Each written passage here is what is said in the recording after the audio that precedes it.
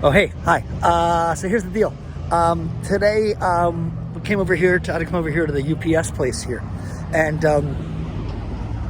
there's this little thingy over here. And I went over to there. I'll show it to you. That's all.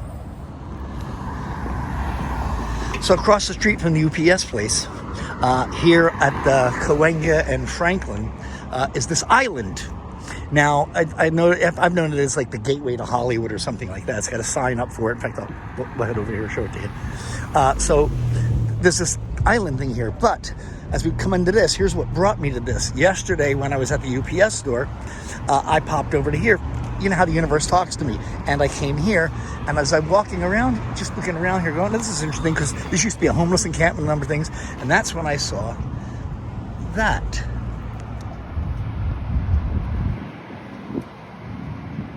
It says, lest we forget, Gussie De Souza, murdered here, November 11th, 1970. Support your police department, Kiwanis Club of Hollywood. So that's what I saw there.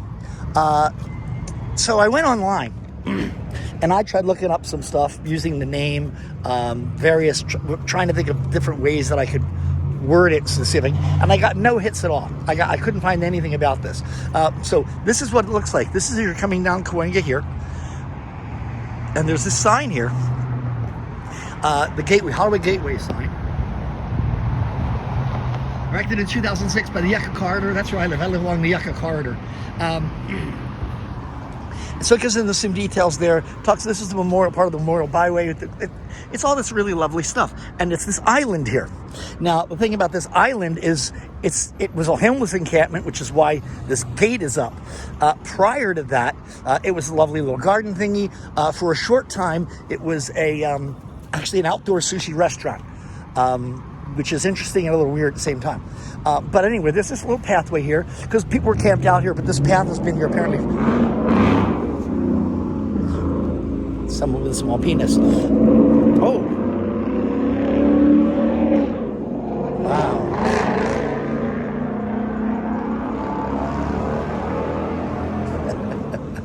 That's a really small penis. So you guys get an idea as to where we are. This whole thing is, we're at Franklin and Cahuenga.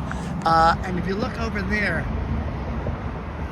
that building right there, that is, in fact, the apartment below the one with the balcony. That's the apartment from Sunset Boulevard. That's Joe Gillis's place. So you get an idea as to where we are, right down the street from that. So there's this thing. So I wanted you to get a better idea of this, so that's why I came inside here. I mean, at one time... Oh, so here's what I found out as we come over to here. I get off track, you know how I go. Somebody sent me a link, a post for this Apple podcast thingy. And no wonder I didn't get it. It didn't show up my thing because I don't have Apple Podcast and whatever. I just didn't see it. So once I downloaded the app, then boom, it was everywhere. So it talks about Gussie and the research that they did. And the one guy talks about how, and it was before this gate was up and all this kind of stuff, but he talks about how he was walking by one day and he happened to see this. And he thought, oh, that's really interesting and sad and all that. And he wanted to find out more information. And again, it's a lovely little place. So they apparently know people that knew people or whatever. So, and they were able to find out some information, tracing it back to a newspaper in New York.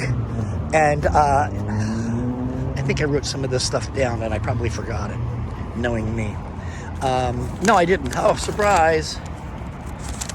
I'm going to come back to her here a second. Oh, it's Troy. That's right. It was in Troy, New York. So what they found out about this woman is from a newspaper in Troy, New York. Now here's what we know.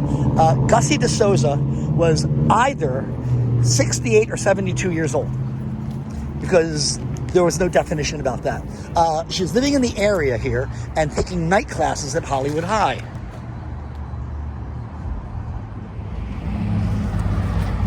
So she's taking night classes at Hollywood High. and she's either 68 or 72, and living in the area here. Now, apparently, the people that knew her, and according to what these guys said, the article that they found, it made it sound like victim blaming. But the article said that she was a nice person who talked to everybody and was very friendly and loved walking around the neighborhood, even if it was dark, but loved walking in the neighborhood. And everybody said, "Oh, it's dangerous and things will happen because you shouldn't walk around Hollywood at nighttime." Oh my God, that's me. Anyway, but that's what they said. And so one evening, I haven't been able to find out whether she lived in this. I mean, obviously lived in the area here, but she was murdered here. Somebody came up and stabbed her in the back and stole her purse. That is as much as we know. She was taking classes at Hollywood High, and the newspaper headline says something about she scoffed because people would say it, but oh, be careful, and she'd be like, I'm fine, that kind of a thing. Apparently, but all I know is that's what I know. Is all of that information about her, thanks to the information I've gotten, because I love it when I can find out things. But more importantly, I just love. You can never stop exploring your own neighborhood. Seriously, even where you live, there's all kinds of shit going down.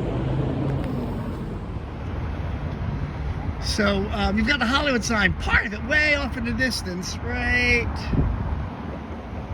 there. So that's the Hollywood sign up there. This is our little park right here at Cahuenga, and coming to you live from the park. And sadly, remember, lest we forget, remember her, because this is a really sad thing that happened here. It's kind of an interesting thing that happened here, but keep it in mind, and come by and pay respects. And always remember to be a tourist where you live, because you find out some really interesting stuff. I will talk to you guys later.